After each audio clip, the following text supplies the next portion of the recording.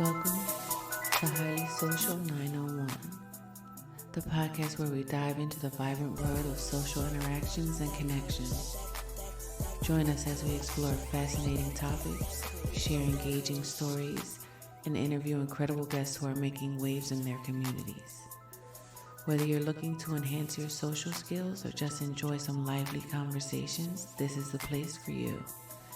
Tune in and get ready to elevate your social game. I was sure about to say something too. You just accepted this shit. I was sure about to say something. You didn't accept that shit. Hey, soon I seen, I was like, Hey, oh, he may say something. All right. how's everybody doing on this Friday night? What's up, y'all? What's up, everybody? Hope Come everybody's through good. and kick it Everybody with is us. chilling. I got a little bit more energy than I had yesterday, so we here. What the hell is that? What the hell is you doing? What is that? What- this motherfucker over here is it doing Morse code and shit? Hey. I want a sandwich. This motherfucker over here is speaking in code and shit. You sound like a hater, my boy. What's up, melodramatic? You sound like a hater, my boy. No, I ain't hating. How's your day been? How's your day? My day been alright, shit. Can't complain. Can't complain at all. Ain't nothing too exciting. Got some painting on. Gotta do some more painting. No that stuff. That's about it. What about yourself? I had a relaxed day. I had to train some people today, so I ain't really do shit. I made them do everything. You know what I'm saying? And they was quick learners, so that was real good. No, you ain't had to change nobody's name to Toby. Nope. It'll be pretty hard to change some white boy's name to Toby too, though. My name is not Bibbidi Bobbidi or Boo. Hell, dog. That's just funny. Spoiled ass. I'm just about to say you must didn't like walk that man or something because he is right under you, and I ain't just talking about how he just be laying there. Nah, I'll just be gone all day. Okay, I'm sure like this man. So, Barely still can see him, so. I'm going in the room and watch TV. so with your training session went fairly easy. With these folks, they seem competent. It's hell. Yep. Hey, y'all, he ain't had to talk. He ain't had to talk to them like them like they was them boys from Age of Pain. If you don't answer me when I speak to you, I'm gonna put my foot in your eye. Do you hear me? Them folk was smooth today. Oh shit. I ain't have no type problem. They got pretty much everything. So they start me. We just do small shit. That's what's up. Uh, Easy days. Very That's what's up.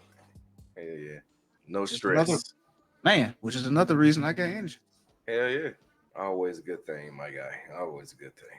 Yes, sir. Well, shit, man. I don't know. I got some shit I need to do, but I don't know exactly what I'm gonna do tomorrow. I can take tomorrow to rest so I can get up and be an adult.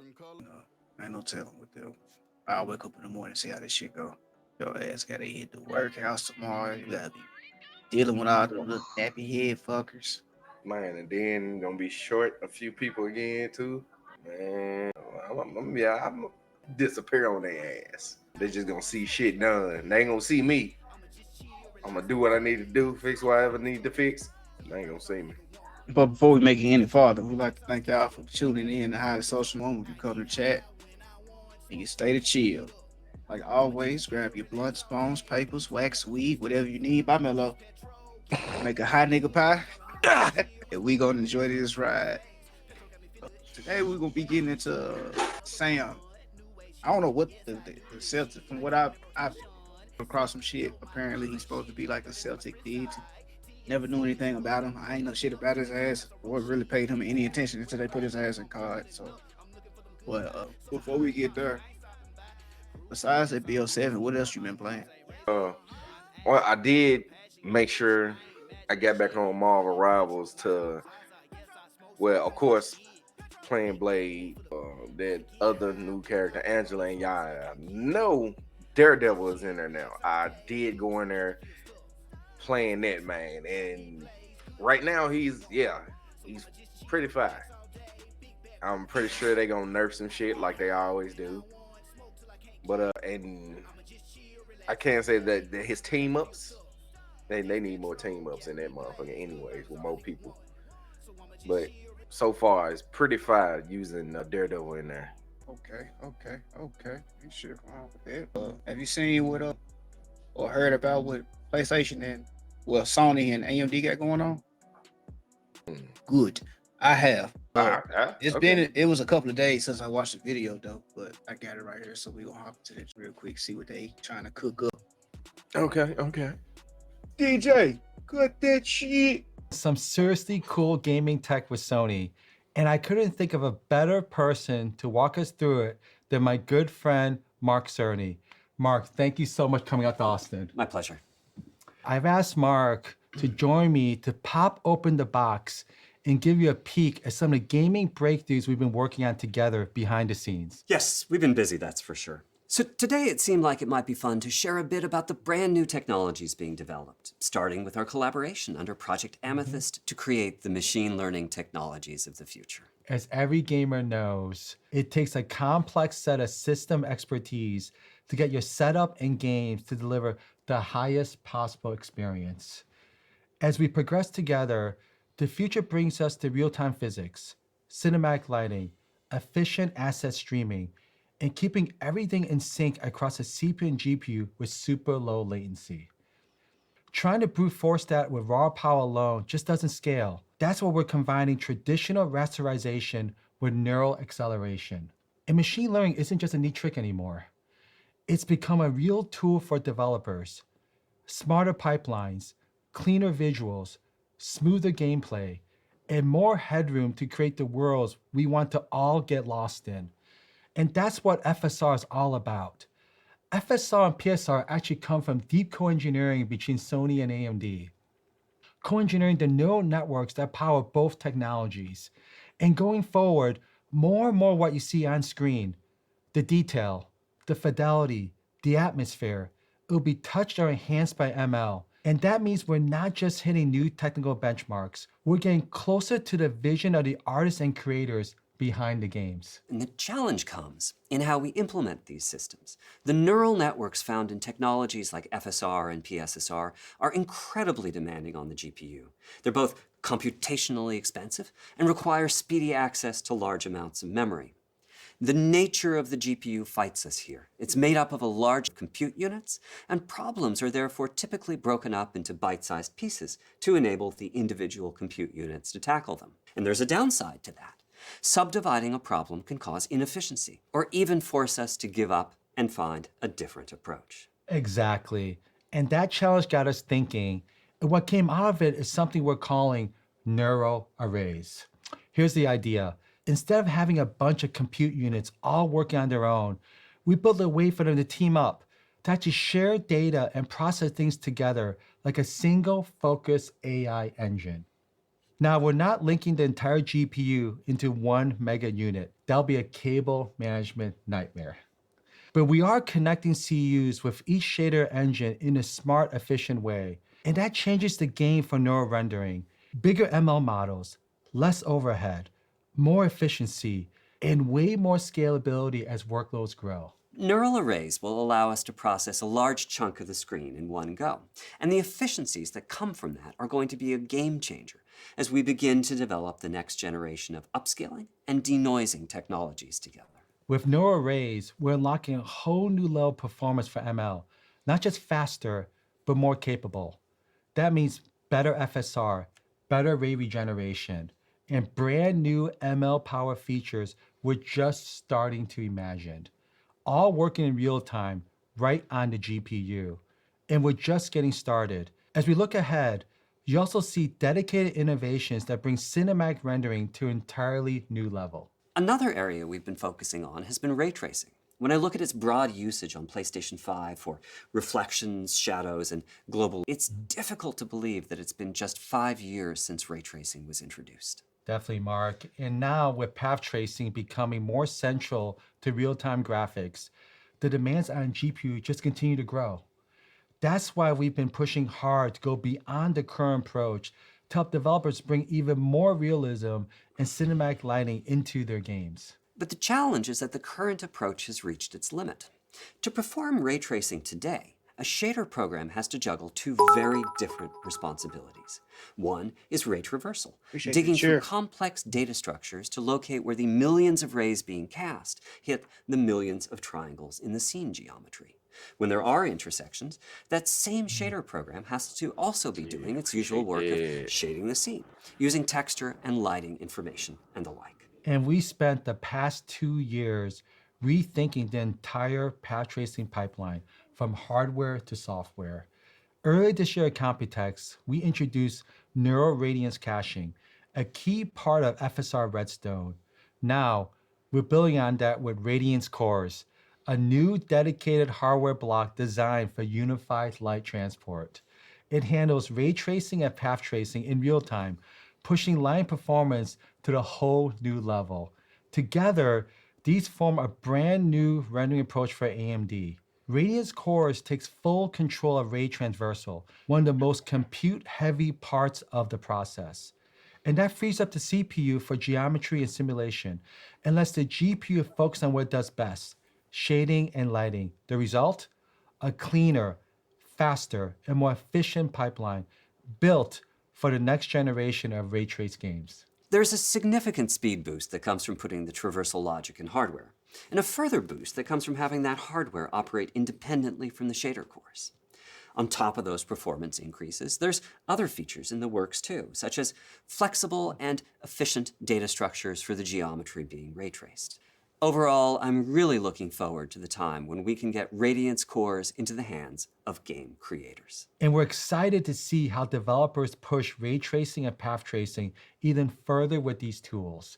And here's the thing, whether it's ML or ray tracing, they both hit the same bottleneck. Current GPU memory bandwidth limitations hinder the seamless adoption of next-gen rendering techniques, requiring significantly more bandwidth to handle 4K plus textures and ray tracing denoising masks for smooth asset streaming.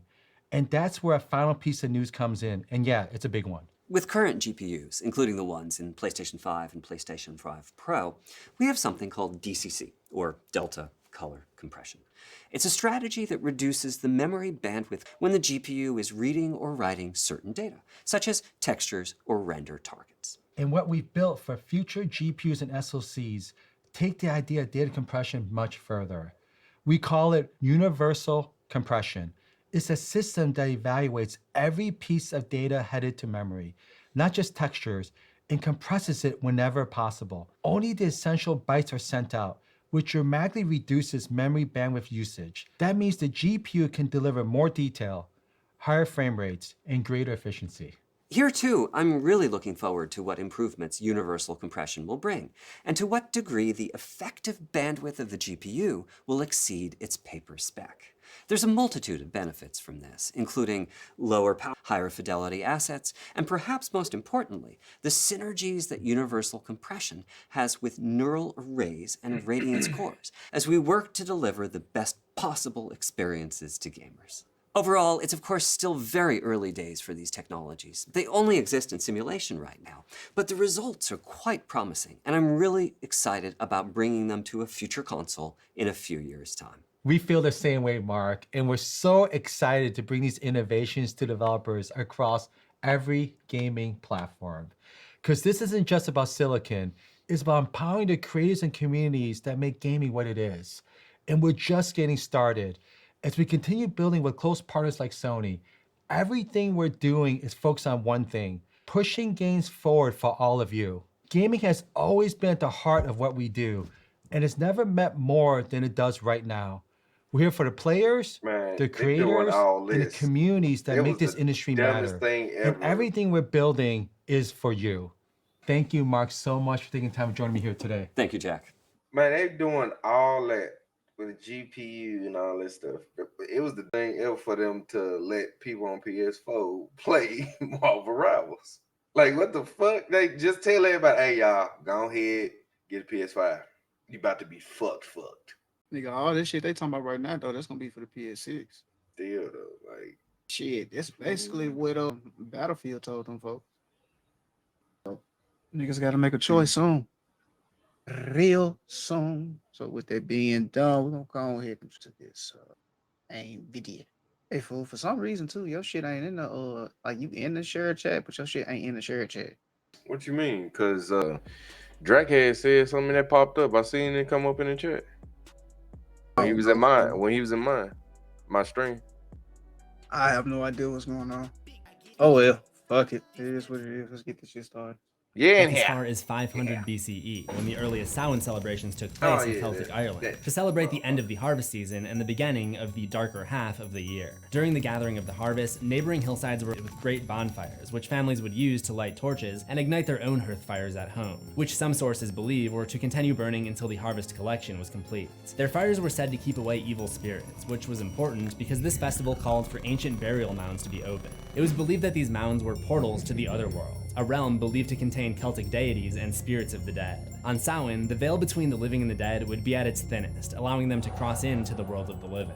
With spirits and gods roaming free for an evening, a tradition was put in place to appease them, with offerings of food and drinks in exchange for the survival of livestock over the coming winter. They also built altars to honor their dead ancestors composed of elements from the natural world, like colorful leaves, burning candles, and symbols to commemorate the dead. They also used crops that were abundant in the fall, such as apples, to symbolize the harvest, and at some point even placed skulls, skeletons, and images of deceased family members to symbolize and honor the dead. In Celtic folklore, a she was a fairy or flying supernatural entity, but these are a far cry from the pixie-like depiction of fairies often seen today. They were seen as troublemaking spirits, with some of the most popular examples of Irish fairies being leprechauns, short-fused mischievous little men, banshees, wailing female spirits with warnings of death, and changelings, deformed unwanted children that other fairies would sometimes swap with babies. The Irish word she literally translates to sudden blast of wind, so their fairies are really more akin to what we now think of as ghosts. Samhain was believed to be the time when these spirits could cross over. In particular, there were a few fairies associated with Samhain, like the Puka, a shape-shifting goblin that could take the appearance of animals and bring either good or bad fortune. The Lady Gwyn was an evil headless woman wearing white, luring journeymen into danger. The Dullahan was a malicious headless horseman foreshadowing imminent death or misfortune. To protect themselves from this array of spirits, it became tradition to dress up as monsters to scare away the evil entities. This practice was known as guising, like disguising. In the 1500s, those wearing this known as combined their traditions with another practice known as souling from the Dark Ages. They would go door to door, singing songs for the souls in purgatory in exchange for soul cakes. Failure to participate in Samhain festivities was seen as taboo, and it was believed that those who did not take part would be punished by the gods with illness or even death. Yeah, Celebrations real quick. began in the evening on October 31st, the midpoint between the fall equinox and the winter solstice. As you may Crack cocaine What in the brain. This is not like one of the stories I grew up hearing. Do tell. Like, okay, all right. So one of the well, okay, it's been plenty of stories, but one of the stories I heard that's close to this is the whole thing of Sam Haynes is a demon that comes once a year and all this stuff. That's why Halloween they had to wear masks to hide from them. They put masks and shit on themselves to hide from him so he won't eat them and all that shit. And they had to But- give him offerings and shit like that, which was like where the candy come from, but they offered something else. Like that's one of the stories that's actually close, similar to something like this and all this stuff. So that's the one I was remembering just now. I know nothing. That's why I'm so quiet. I'm sitting here learning. I know nothing. I'm in a territory of shit that is not meant for Yeah, me. like it's plenty of stories, and some of them are a lot similar to what he's talking about now. I never heard this one though. figured out by now, this holiday eventually changed and morphed with other cultures over the years and became known as All Hallows Eve, or what we now know as Halloween. Altars for the dead became Halloween decorations, hearth fires became jack-o'-lantern, became Halloween, and soul cakes became Halloween candy. Punishment by the gods became punishment by toilet paper, and guising became trick-or-treating. Which brings us back to Sam. As customs fused and evolved over the years, Sam's role was to uphold the traditions at their core. Even his name goes back to the ancient Celtic festival, which is spelled like this and sometimes mispronounced as Samhain. Thank you, Dr. Loomis. To learn how Sam became the ever-present deity upholding the rules of Halloween set thousands of years ago, stick around to the end of this video. Welcome to Horror History. This is a show where I analyze the timelines and lives of some of the most feared characters in the horror genre. But occasionally, in horror history, we have to go back in actual history to understand a character's origins. However, I have to admit that is only partially the case today. While Samhain and fairies and banshees were all actually a part of the Irish folklore dating back thousands of years, Sam was not actually a part of that in real life. He wasn't even loosely based on a character from Irish folklore. While there are an array of deities, Samhain was not one of them. It was just the name of the festival, literally translating to end. Sam actually began as a doodling that writer-director Michael Dougherty created in class when he was bored. The burlap sack over his head is meant to make him feel like a cross between and a scarecrow. Dougherty wanted the design to represent the holiday's dual nature, cute and creepy, fun and frightening, mischievous yet malevolent. After making hundreds of drawings of the character, he decided he wanted to do something with it, so he spent 9 months hand-drawing the animated short film Season's Greetings as his senior thesis at NYU. Then, the character was featured in actual greeting cards that he sent to friends and family, and eventually he sold the cards to a local shop in Burbank for distribution. Sam also found his way into other animated shorts, such as Hellmark Cards in 2001. He also began to experiment with sketching Sam without the mask at this time. After showing the short film off, This little motherfucker has been everywhere. Like hell. And my ass ain't never find out about him until COD. I did not know like the character was that big. I have seen it before. I didn't know it was like this though. I'm like you right now. Why didn't they tell me this man rose like this? Man got Like- street cred and everything, boy. Man, he legit. around the industry, he was advised to write a feature-length script as a vehicle for the character. So he combined 3 short stories he'd written as homework assignments in college to create the script for Trick or Treat. So Sam's association with the ancient Celtic culture is something that only exists in universe. But in a way, the rise in popularity of Trick or Treat through screenings, had a merchandising, live and fan action killer artwork has movie cemented Sam released as a like Halloween Chucky. icon. He's become an unofficial mascot of the holiday, and that was by design. Dougherty explains, I realized that while Christmas has Santa Claus, Easter had an egg-laying rabbit, and Valentine's Day had chubby winged children that shot arrows at your heart, Halloween was missing a mythological mascot. I knew the character must be out there. He was just hiding. The image most commonly associated with Halloween is the jack-o'-lantern, which is a practice derived from the Irish folktale of Stingy Jack, an old drunkard who tricked the devil into agreeing to never take his soul, leaving him to forever wander the plains between heaven and hell with only a light inside of a hollowed-out turnip to light his way. That turnip eventually became a potato, which eventually became Jack Skellington. Sam continues the tradition, as his uncovered head seen at the end of Trick or Treat resembles a hollowed-out skull, and his body is filled with guts. While Dougherty has stated that he'll never reveal Sam's true origins, there is an extensive history to unpack in the comics, the movie, and many short films that the character has appeared in. So to fully understand the motivations to this mysterious malevolent munchkin, we've got to take it all the way back to Ireland in the mid-1600s. History lesson! Obviously, he is not.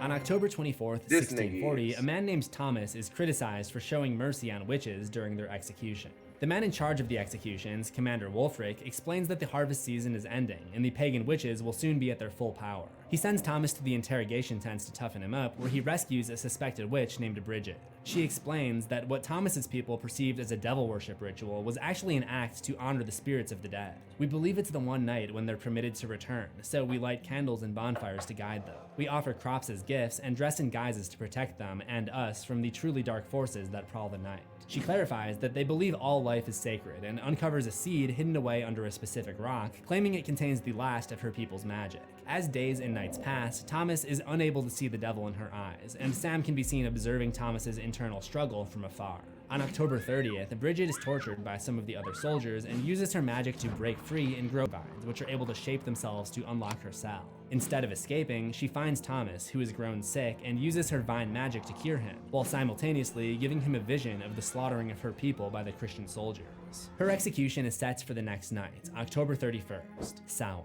Thomas attempts to rescue her, but they're captured by Commander Wulfric, and as they're being burned at the stake, Bridget sees Sam, his eyes glowing in a clearing, and believes that her prayers have been answered. Wulfric smashes her magic, but the next day, a young girl discovers it, collects the seeds, and brings them with her during her eventual journey to the New World. Thomas and Bridget go on as spirits, and Sam's face can be seen in the blood moon that supposedly gives power to their pagan cult. Sam's role in the story is essentially a protector of the Samhain magic that allows the supernatural to come to life on October 31st. first. Thomas and Bridget are forbidden lovers whose protect shit, relationship she represents did. the cultural diffusion that occurred to combine the pagan holiday of Samhain with the Christian holiday of All Saints' Day to create Halloween, as it is celebrated in the West today.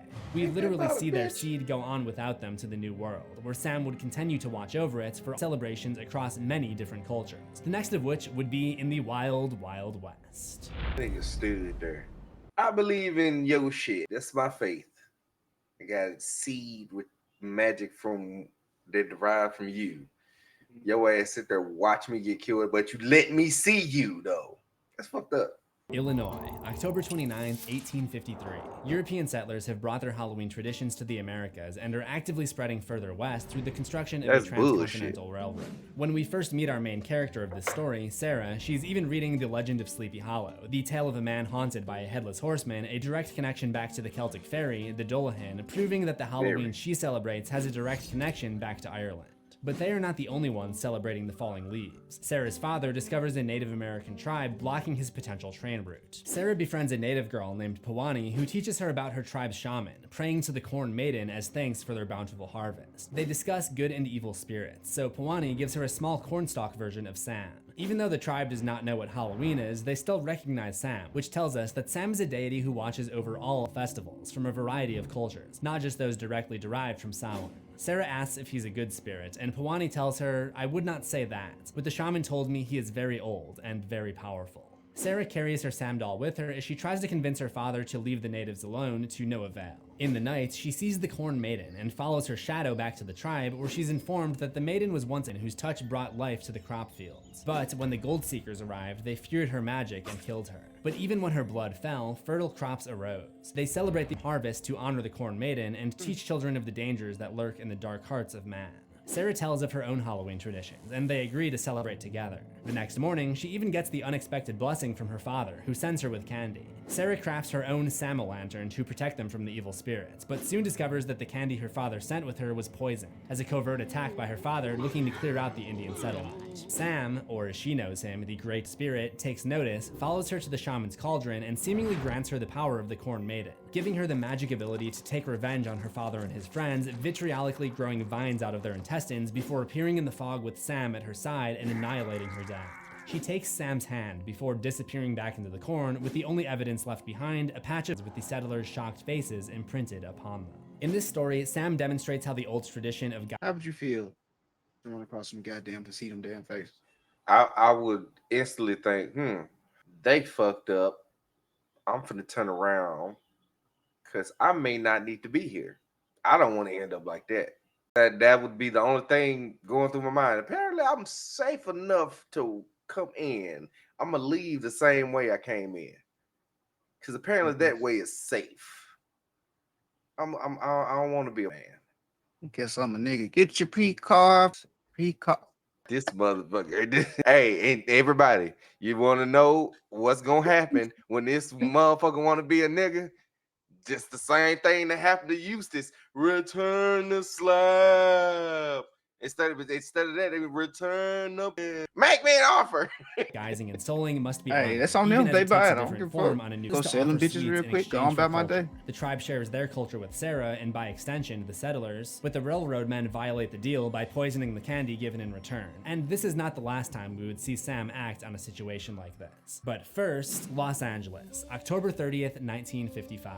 Jake Perkins is a private investigator without any interest in celebrating Halloween. One day, a woman hires him to find her missing sister, who may have been involved with a cult leader known as the Echo Park Devil. His search eventually takes him to a movie producer named T.E. Knickerbocker, who, by the way, is named after the Knickerbocker Hotel in Hollywood, which has housed many stars over the years. Anyway, when he arrives and peeks through the window, he sees a ritualistic party, with many monsters gathered around him resembling Sam's head. Thinking Jake is the killer, they kidnap him, but once he clears his name, he finds out that they were all performing a ritual to honor their fallen sisters, the victims of the Echo Park Devil. Like the pagans in the first story, they too are just misunderstood innocents, celebrating nature, the spirits, and the cycle of life and death. They've been praying for an avenging angel to finally defeat the Echo Park Devil, and they believe that that person is none other than Jake, chosen by forces much older and wiser than either of them. That force appears to be Sam, so Jake relents and searches an abandoned church where he finds the missing girl just as he's ambushed by the devil. The chase leads them to the rooftop, where after a tough battle, the devil is thrown off the building, and he's eventually unmasked to reveal the mayor of the city, the one capitalizing on all of the fear about the killer in his re-election campaign. As if things weren't strange enough, the missing woman was revealed to have been dead all along, and she did not even have a sister, implying that it was actually her ghost who hired Jake onto the case, with Sam seemingly pulling the strings. It ends with Jake, now with no choice but to be a believer in the supernatural. In this one, Sam protects the Halloween tradition in multiple ways. Non-participants have long said to be punished by the gods, and Jake's lack of Halloween spirit is Ghost hope. Say what? Find my sister. A ghost hope. I thought that's what I heard. A ghost hope. I thought that's what I heard. Came to you and said, "Go find my sister," but it was really the ghost hope. Like, okay, what is this? He not seeming too scary right now. He just seemed like he around when shit happens. This might go put it in the chat. He tried ghost hope. The Nigga, ghost what? hope. How you know she out there just hoeing around in the ghost world? Ghost She realm. just seemed like that blonde back in the day type right there, where everybody used to wear suits and shit. She just Continue on what she was saying, nigga. all right. Bro, it's just like it's supposed to be. Is he supposed to be scary or something? He not doing nothing. He just around when shit happens. Once again, I don't know shit about him. I'm learning as you are learning. Okay, because I'm sure like, all right, like he watched somebody die. He just let the hey bitch, you believe in me? You can see me right now. I ain't gonna help your ass. He ain't really killing nobody. There's a lot of people just okay. We believe in him, and they just so happen to die because somebody think they worshiping something evil. Yes, that's what it seemed like so far. Yeah, like so that's what I'm saying. So far, it's just like, oh yeah, I just believe it's gonna be misunderstood. it's gonna be a twist or a turn somewhere. Yeah, I'm like, Let's give it a it's second. gotta be, it's gonna be like this nigga, yeah, he control the motherfuckers, make him kill or something. Yeah, just give it a second. Yeah. is because he believes that dead is dead and gone is gone. He doesn't believe that any of it is real. He's also taught to honor the dead throughout the story. It is only after finally visiting his deceased wife and son in the graveyard when he realizes where the Echo Park Devil is hiding. The last story of the Days of the Dead comic takes place about 50 years before modern day, most likely the mid-1960s. James and Rory are a pair of troublemaking kids who get caught vandalizing houses on Halloween night. Rory is the son of the reverend at the church. As they're being punished, they're all surrounded by a horde of classic monsters, including werewolves, witches, vampires, and demons. While the adults are scared away, James and Rory put their masks back on, allowing them to blend in with the monsters undetected. That is, until the Grim Reaper appears before them and they wake up under an apple tree in the midst of an awesome Halloween party put on by the monsters, and decide to celebrate with them. Judging by their hands, they seem to be slowly turning into monsters themselves, and they join the crowd as everyone gathers around the leader, which of course is Sam. He throws a handful of candy into the fire, causing it to shoot skyward, and some of the monsters fly up after it. James and Rory spend the night riding around with the monsters, dispersing candy to kids all over town, ending at the church, where their community is holding a lock-in designed to prevent them from doing anything fun on Halloween. The monsters break their way in, and the boys join them in terrorizing the congregation. When the Reverend spots Rory, he tells him, "I always knew there was something wrong with you." Rory attacks him, claiming he'd rather be like a monster than be like him. But just then, the clock strikes midnight, and the monsters disappear into the night. James urges them to take their masks off before it's too late, but Rory claims that this is where he belongs, and the Grim Reaper fully turns him into a monster before taking off and leaving his best friend behind. We then forge to basically the present day, where James has just finished telling his granddaughter each of these 4 Halloween tales, and she runs off to trick-or-treat with her friends. Only one of them turns back, and it's Sam. He looks up and sees Rory in his monstrous form flying over the moon before he's greeted by the Grim Reaper. And that's it. We don't find out what happened after that. I think Sam's purpose in this story is to be the catalyst for mischief. According to English historian Ronald Hutton, when imitating malignant spirits, it was a very short step from guising to playing pranks. Samhain pranks became common in Ireland and Scotland, leading Samhain to be known as Mischief Nights in parts of those countries. Remember, Sam is neither a good or evil spirit. He is simply an embodiment of all things Halloween and Samhain. It's also significant that these pranks came at the expense of the church, because while most Christian churches have come to accept Halloween, some very religious groups still object to its celebration. Also, this present timeline with James and his granddaughter is not given a specific date.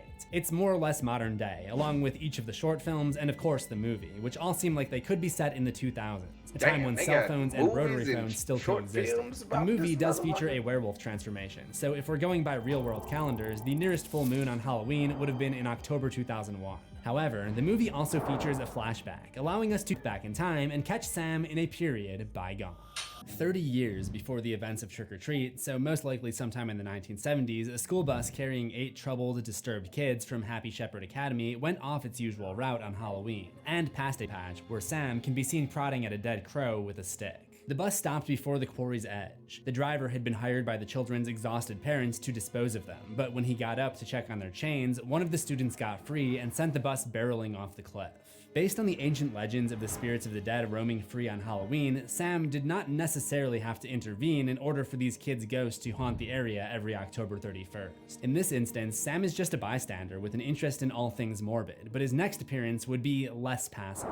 In Season's Greeting, Sam appears as a trick-or-treater, and a man follows him into an alley and tries to beat him up. But Sam destroys him and carries him away in his sack, before revealing his true supernatural nature. Obviously, the lesson here is that you don't f with Sam, and it's important to keep context in mind too. This was the first thing he ever appeared in, so viewers would assume that he was just a kid in a Halloween until the end. To a bystander, Sam appears to just be a kid in a strange. In fact, director Mike Doherty insisted on it being an actual child to ensure that the body language would be authentic, which ties into the desire. You know what? And I was sitting here wondering this shit the whole time. Was it a little person? I What think you laughing for? I ain't cause say the wrong word. No. no, because I was thinking to myself, I'm sure like they on different whatever live action it was, they had to go back between an actual little person and a child if they wanted that, but still wanted it, you know, for the look to be kiddish. They went back and forth. I guess let's find out. To make Sam represent both the fun side of Halloween and the scary side. Charlie Corrigan was a portly child of 180 pounds. According to the book, he typically spent Halloween terrorizing the mites who took the time to dress up, stealing their candy and amassing a hoard as the night went on. Given this arrangement, he didn't have much need to dress up. Why bother if you could just take all the candy you wanted?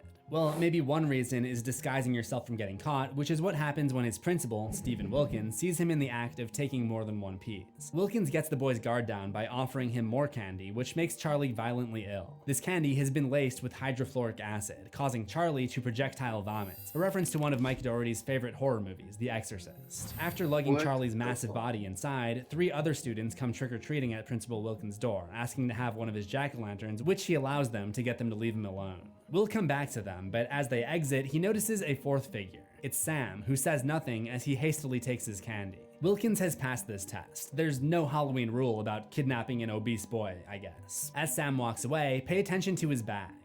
It sounds like there's a live cat in his sack, a What possible the reference to the fuck? original old sketches of Sam. Wilkins buries Charlie in the Torturing backyard, the drawing cat? annoyance from his next-door neighbor, Mr. Krieg, but not before decapitating him and using the head as a jack-o'-lantern that he carves with his son in the basement later that night. Since there's no rule about what you can use as a template for your Wow. jack-o'-lantern, remember, the original jack-o'-lanterns were made from turnips and potatoes, this also doesn't get him in any trouble with Sam. However, he would run into other issues later that night.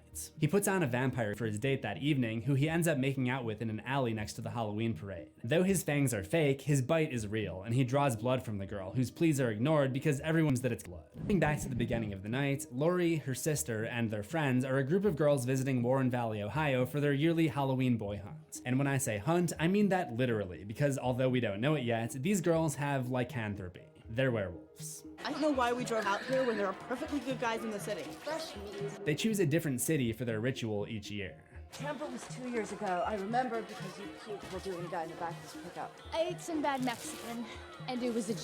Notice how she didn't say Mexican food. The girls each go as fairy tale characters, with Lori dressed up as Red Riding Hood. They set out to find dates for the party that they're going to, and the girls try to give her advice about losing her virginity. She goes off on her own for a while to try to meet someone, but eventually finds that someone has a sinister eye on her. It's Stephen Wilkins again, still dressed in the same vampire attire from earlier in the evening. He follows her through the woods later that night, sneaks up behind her, and grabs her. My, what big eyes you have. Only Laurie puts a twist on the classic tale. In the original Red Riding Hood fable, a wolf disguises himself as Red Riding Hood's grandmother and tries to eat her. But in this case, Red Riding Hood herself is the wolf and the predator. She tosses Wilkins into the party wrapped in her cloak, then emerges from the woods in a new. After explaining what happened to her sister, she informs Wilkins that it's her first time and begins her transformation into wolf as she tears him apart with her teeth. Sam watches this ritual. With the twist. That's actually fire as hell. That shit is fire as hell. Also significant that Wilkins goes out as a vampire because vampires and werewolves are known to be rivals. It seems to stem from the old Universal Monster Versus movies, and maybe the fact that vampires avoid the sun while werewolves lose control at a full moon.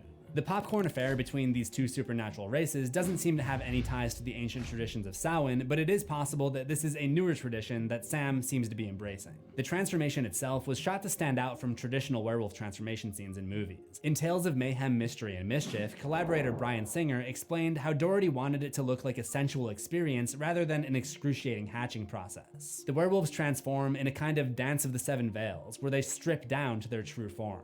There's also a great emphasis on the fact that Laurie is a virgin, which turns out to be a word that they're using connotatively. They're referring to her first time devouring a victim, but the allegory for sex is obviously still there. If my thesis that Sam is meant to embody Halloween and its traditions is correct, then I see no reason that couldn't include more recent traditions, like the one where many young women use them as a means to draw romantic attention to themselves. In recent decades, the holiday has taken a page from horror movies to become something both sexy and scary.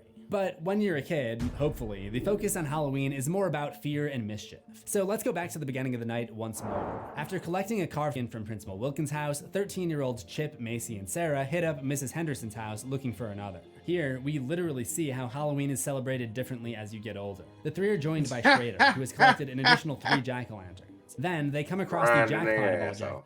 Like she was throwing a little sexy party. How you gonna do that and open the door for kids and get them? Wide as fuck, and you see they can see that shit. You did this shit on purpose. Trifling. Man. Lanterns in the front yard of Rhonda, But you don't who they need to refer know. to Gotta- as an gotta see idiot this savant, right now. someone with high aptitude in one subject but reduced intellectual or social functioning. They all head out to the quarry, where Rhonda demonstrates her extensive knowledge of Samhain to Chip. Upon arriving, Macy says that they're going to pay their respects to the dead and tells the story of the crashed school bus. Each of the 8 jack-o'-lanterns they've collected represents one of the lost souls from the school.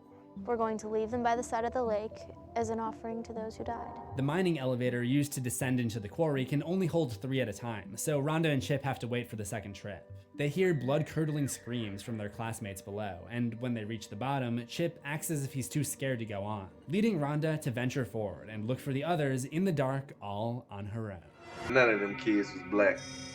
Rhonda roves through the thick fog in search of her lost classmates, and she comes across the deserted school bus. With no sign of the others in the vicinity, she's suddenly grabbed by what appears to be a pair of zombies. She runs for it and finds Chip lying on the ground with another zombie standing over him, intestines dangling from its mouth.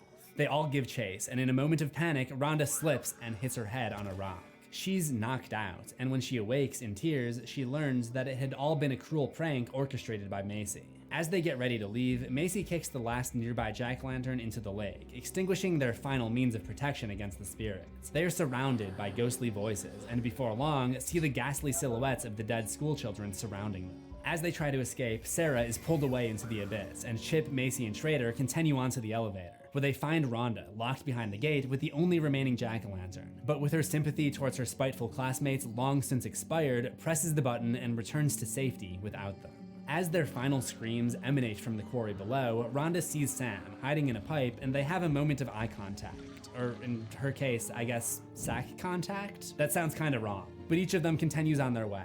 The book specifically describes this interaction from Sam as a nod of approval. Something I found interesting was that Rhonda is wearing a witch throughout the story. Samhain was first observed by pagans in Ireland, and paganism has long been tied to witchcraft. Back to the middle of the evening, Old Man Krieg is the older version of the bus driver from Happy Shepherd Academy and the legend of the quarry crash from 30 years ago. He's now a dude living in a dark house with his dog, scaring away trick-or-treaters and stealing their dropped candy. Doherty describes him in the book as a Scrooge-esque man, tormented for not celebrating Halloween's strict customs. I think it should be made that he's actually celebrating in his own way. Although he has no decorations, there's still a spooky ambiance, and he's clearly feared by the kids in the neighborhood. He doesn't dress up, but he does give his dog and he does put his own twist on the exchange for Halloween candy. The visual design of the character is actually based on John Carpenter, the director of the movie Halloween, who has not been shy about the fact that he doesn't really care what other filmmakers do with the Michael Myers character, because he's collecting a paycheck no matter what.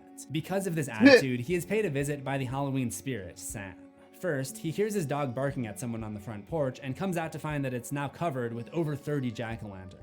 He comes back in to see the doggy door to the backyard swinging and his dog barking at something up the stairs. As he turns on the lights, Sam can briefly be seen running across the landing. He follows the sound to his bedroom, where he finds an animatronic skeleton hand under his sheets, and a jack-o'-lantern resembling Sam in the corner suddenly goes up in flames, and text painted on the wall and ceiling in red, spelling, "Trick or treat, give me something good to eat." As he's taking this all in, Sam reaches out from under the bed to cut his calf Gage Creed style. He looks on in surprise and horror as Sam reveals himself and tilts his head like Michael Myers. Once Sam has peeled his candy wrapper back to reveal a razor blade, a reference to an old urban legend about evil neighbors putting razors inside of the Halloween candy they hand out, Krieg shoots at him, but misses, blowing up the jack-o'-lantern instead. Another Halloween sin. Sam disappears, and it's not entirely clear if he's more of a ghost-like creature or if he just dove out of sight. Krieg trips on some loose candy and falls down the stairs, hurting his hands on the broken glass now at the bottom. As his now tender hands frantically try to unlock the front door, Sam sneaks up, crawling along the ceiling behind him and ambushes him from above. The wall crawling technique is something we've dealt with a lot in horror history when discussing various demons, from The Conjuring's Malthus to Insidious's Red-Faced Demon to Hereditary's Payman. This could suggest that Sam is demonic, though I don't think he's ever explicitly referred to as such, and as I discussed, most monsters associated with Samhain are Celtic fairies. After a struggle, Sam is thrown into a mirror and Krieg tries to get the attention of his neighbor, Mr. Wilkins, for help. However, he's tackled and choked, so he pulls a move out of Laurie Strode from Halloween's playbook by reaching up to remove the mask of his attacker. What's revealed underneath is a sinister-looking skull resembling with indentations around the eyes and mouth to better resemble a jack-o'-lantern. Sam screeches in his face, but Krieg manages to throw him off, so he bounces back to feast on the old man's leg. However, Krieg also gets a hold of his gun and blasts Sam into the air across the room, guts splattering out on impact. No amount of shots, however. Fucked him up. Man, look at this whole like my shit through an L that is Bruh, he fucked up. Yeah, hey, scary movie when the demon was talking about it, like, oh, your mother sucked dick in hell. And he was like, fuck this. And she just kept laughing until you upped that big ass gun on her ass. Yeah. That's exactly how, oh fuck. And boom. That's exactly how it was.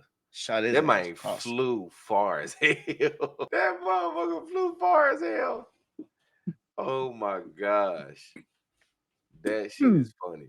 However, are enough to keep him down and prevent his severed hand from stabbing Krieg in the foot, like something out of The Evil Dead 2. When Sam's loose hand finds the rest of his body, he regenerates, puts back on his burlap mask, and grabs a new piece of candy from his bag, a huge lollipop, which he bites into to create a sharp point on the top. He winds up to strike Krieg with it, but when he goes for the kill, his tomahawk swing lands in the chocolate bar that Krieg had recovered from one of his fleeing trick-or-treaters. By accidentally giving this chocolate bar to Sam, he completes the trick-or-treating transaction, clearly having chosen treats, and the ancient tradition is complete, so Sam is satisfied and munches down on his candy like a child. As he walks away, he looks back at Krieg, as if to say, "You got lucky this time, don't let me find you breaking the rules again." And he seems to have the ability to open and close the door without touching it upon his exit.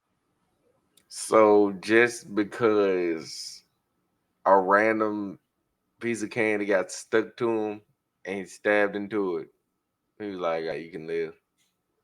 Pretty much. It ain't like he knew that shit and did it on purpose. Rules are rules. What the fuck? Adding to his mysterious set of supernatural abilities. When Krieg answers the door for trick-or-treaters later that night, he's wearing bandages from his encounter, which double as and he's sure to be generous with his candy offerings, because he can see Sam standing just beyond his yard, making sure that he's celebrating the holiday the right way. But Sam's night is not over, and he turns his attention to another character who's going to violate the rules of Halloween. Married couple Emma and Henry return from a night of Halloween festivities, and Emma is eager to take down the decorations because her mother is visiting the next day. Against her husband's warning, she extinguishes the jack-o'-lantern before midnight. Why? Ancient tradition? Henry, it's Halloween, not homecoming. As she commits this sin, Sam watches from across the street, and to make matters worse, she begins taking down the display when Henry goes inside and utters the forbidden words. I hate Halloween. Sam hides in the box that she's storing everything in, and when she tosses in a white sheet, he explodes on her, drawing screams as he traps her within the sheet and slices her throat with his especially sharp Halloween lollipop. This scene terrifies a trio of trick-or-treaters, and he drags her back into the yard, just as he had dragged the man in the original short, Season's Greetings. Emma is dismembered, and she becomes the scariest part of the yard display that she tried to destroy. When Henry comes looking for her, he discovers her head affixed to a post with Sam's signature lollipop jammed into her mouth. Emma's fate comes as no surprise. Not only did she disrespect the holiday, but her extinguishing of the jack-o'-lantern breaks an ancient Samhain tradition, which would have allowed the spirits and monsters to come out and harm her, which turns out to be exactly what happened.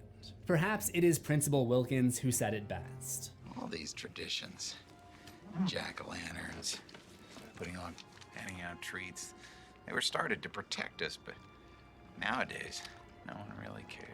But Sam's holiday traditions, surprisingly, are not limited to just one day a year. It's a different Halloween when a young child attempts to craft himself a Frankensteinian friend using body parts, candy corn, and chocolate syrup. Sam lends a helping hand by supplying the kid with an abnormal brain, which is the last ingredient, before electricity that is, to bring this monstrosity to life. It appears he also takes part in some trick-or-treating of his own during the day. This is from one of 10 ads for the Trick or Treat Marathon in 2012. There are another 4 of these that take place on Halloween, each one highlighting one Halloween rule using this girl. They include Wear a Coat, which doesn't directly feature Sam, but is probably the aftermath of one of his attacks, Always Pass Out Treats, self-explanatory, Never Blow Out a Jack-o'-lantern, where Sam is the one dragging this vandal off screen, and Always Check Your Candy, where Sam can actually be seen hiding in the reflection of this mirror. Mike Dougherty is also known for making the Christmas horror movie Krampus, which focuses on strict Alpine traditions and legends. So obviously, he knows a thing or two about other holidays and their origins and customs. The rest of the shorts take place on other holidays and milestones throughout the year leading up to Halloween. The day after shows the mess left behind on the morning of November 1st, ending with a seed magically planting itself in the soil, which ties into the idea of a cycle of life and death that was part of the reason for the beginning of the Samhain celebration in the first place. It also retroactively connects nicely with Seed, the first trick-or-treat comic chronologically. Snowmen takes place in what I think is December based on the Christmas music, where a bundled up Sam helps a little girl bury her dad alive inside of a snowman. It's not clear if this man broke some kind of Christmas tradition, or if Sam is still just getting back at people for the sins that they committed on Halloween. But what is clear is he's probably not the first one to suffer this fate. Easter Candy features Sam in a pair of bunny ears, seemingly orchestrating a series of horrific events at this family's Easter brunch. Or maybe just spectating. Father's Day is the wholesome celebration of fatherhood. To the best dad in the world. This schizo middle-aged man sets up this whole scenario where he has a family that cares about him using a series of mannequins on strings. Sam, the nice guy that he is, offers a shrunken head stitched like a baseball, and the two play catch. Finally, the last short of the calendar year before coming back around to Halloween is called Back to School, which shows Sam packing up various things like his razor blade candy bar from the old Mr. Krieg segment of Trick or Treat, the shrunken head baseball and glove from Father's Day, and his signature lollipop into a Dead Man's Bones themed lunchbox, which he puts in his burlap sack and wears it like a backpack at the bus stop. Although he seems friendly to them at first, they eventually end up piled inside of his bag, just like the man that tried to cross him all the way back in the first short he ever appeared in, Season's Greetings. We don't know what these kids' Fuck. Damn. The hell they do to piss him off that fast? Man, that nigga blinked. That was an joint. Man. Ooh, you're right. Just like I be saying when they be asking, do you want to donate to the kids of such and such? Fuck them kids. Like, he ain't do nothing but wave at y'all ass. Then y'all end up in shit. I be telling them folks that shit at work too. Hey, you want to donate to the kids? Fuck them kids, nigga. Ain't nobody donating to me. Get it out the mud. They need to get it out the mud too. Aggressions were that. Each of these shorts serve to tide us over throughout the rest of the year until Halloween, but in a way, they serve a similar purpose for Trick or Treat fans, tiding them over until Trick or Treat can finally get a sequel. The future of Sam is uncertain, but in an interview at Beyond Fest in 2022, Michael Dougherty revealed this. I am going to ask a question that I'm sure you're all wondering. Hey man, I'm just telling the truth. I'm very excited about the possibility. Legendary is very excited about the possibility. It is currently in active development. Oh, damn kids worried about. That does not mean greenlit. It is in active development. very I happy. have my own hungry black kids. And I hope that we'll be able to share some more news about that soon. If and when that day comes, you can be sure I'll be updating this video with my complete analysis of Sam. So if you love Halloween and love horror, make sure you subscribe to CZ's World for new horrors every. You had a little something on your lip. It's gone now. You did? Man, look. The camera froze. You moved so fast, the camera froze, and you had something on your lip. So I guess in between it freezing and unfreezing, you licked it off. I'm just letting you know, buddy. I'm just trying to look out for you. That's a weird little motherfucker. He is. In the beginning, he wasn't doing shit but just standing there. Then he was like, I'm getting in the game now, coach. Start breaking rules though. Like the fact that the motherfucker randomly had candy stuck to him and he was like, oh, you giving this to me? Yeah, that was so lucky. Man. Hey man. But he was still like, hey, I'm out here watching your ass. Fuck up if you want to. But sometimes a little luck is all you need. Man. I've been doing just like him. If I would have got lucky, I've been out there the next day too. Next year. Here you go, candy. You have all of it. I like this holiday. Don't you like this holiday? This is a very nice holiday. Can't complain about this holiday. Soon his little ass come up to my door. Here, I got the big candy for your ass. Here, you got the big bars. The big bars. Yeah. So we appreciate everybody coming through speaking with us today. Well, tonight, my bad. It's Good Friday night, learning about the new exciting things that PlayStation has for the PlayStation 6 upcoming and shit. You know what I'm saying? Another reason for them to raise the price. That's basically what I got for it. We found another reason to charge you niggas more. We know you want it. And, hey, why is this, Drake? Why you find it useless? You don't think they really out here trying to up the graphics on the consoles? I tell you one thing. About the customers. I tell you one thing, it's better than that regular ass PS4 GPU. Fucking flying bricks niggas playing on. Hey, y'all, you stay by an airport? No. Oh, what is that, sir? Engine or something. You tuning up a car? Nigga, I guarantee you, I hook up my PlayStation right now. PlayStation 4 right now and cut that hole on. It does not sound how y'all niggas shit sound. I don't know. Some of you niggas just shit sound like that because y'all really just didn't take care of it. Some of this shit sound like that because of the games. You just can't handle this shit. Man. Some of this shit sound like that because that shit just raggling the motherfucker. Yeah, I bought mine off the streets. Some of these like after a little while, that's when the noise popped up. I thought like a year. Didn't know it popped up. I bought mine every time about the stove I had about. And then right, just went live. Okay. So I just had I had like 3 different ones. I stuck with it the Days of Play one though. The limited edition joint, the blue with the gold PlayStation 7. I got that whole. It's packed up. Okay. Thing about it, they will overprice it over 200 plus just for it. Just for it, give it in up to that nigga is mad. He is typing fast. Problem is not the system. We are the problem. We be abuse the system so low. I mean, yeah, you kind of got a point. Some of us do. I take care of mine. I love mine.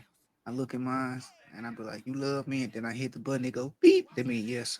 This man is slow as hell. Hell no. And then I pat it. Good girl. Good girl. Smoke treat is like it's a fucking 64. And he had to blow in the cartridge. Oh shit. But yeah, we're time folks coming. Yeah, let's say we did put the GPU on the system. All you hear is a single thing. That thing is gonna sound like a jet engine ready to take off at the PlayStation 4. I don't think they're gonna have that problem again, but ain't no telling. Nah, they trying to especially if they doing it with AMD. AMD gonna do this shit right. They gonna try to make this shit, that console shit, into run like PCs and shit. Xbox already getting there. Just to go slow. You be jamming? I be jamming. All right, y'all. We'll catch y'all next week, next Tuesday, Thursday, and Friday. Appreciate y'all for tuning in and sticking around for as long as y'all been sticking around. I don't have shit to say stupid, so we're gonna end this. Hey, you? Always good night, mama. Always remember this is a good night. Yes, I always remember. Good night. No, but I always remember Smokey the Bear only had that job because he was actually smoking a cigarette in the woods, and that was his probation. Yeah.